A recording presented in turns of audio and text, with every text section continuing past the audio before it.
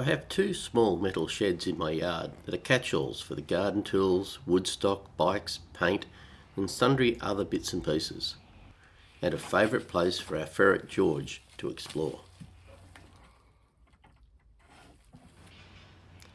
Unfortunately, over time, the building adhesive that was used to attach the lining has gone hard and failed, allowing the lining to sag and in some parts fall down.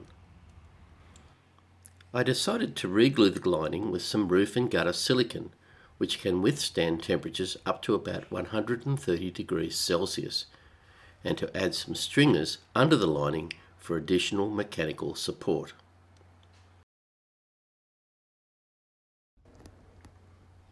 I had some single bed slats that came in a job lot of free timber from my friend Jeff Herbig when he moved workshop, so I decided to joint these into longer boards and put those to service.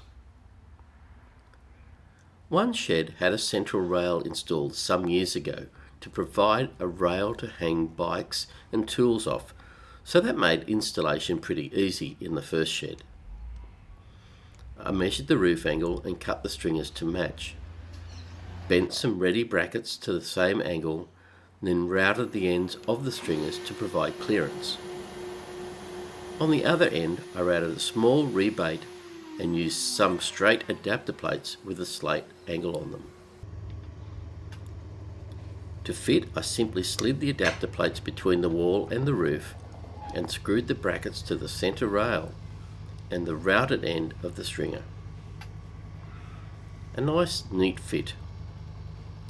Rinse and repeat at intervals across the roof.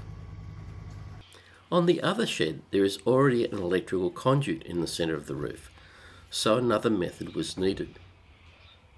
Here, I reversed the process by making the adapter plate fit into the roof structure in the centre and cut two U brackets at the outside wall end.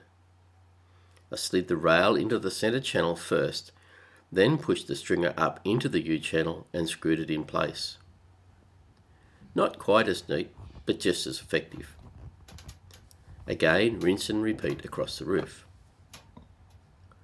On the side walls where the roof slopes, I cut some 19mm strips and pushed those into the cavity on the roof profile, which neatly holds the sides in place. The rails sit on self-drilling screws which have a small nut between them and the rail, which then stops the rail from falling out.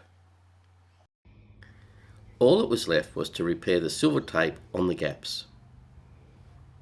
Hopefully another 20 years plus, and I won't need to do any more work on the sheds going forward. Thanks for watching.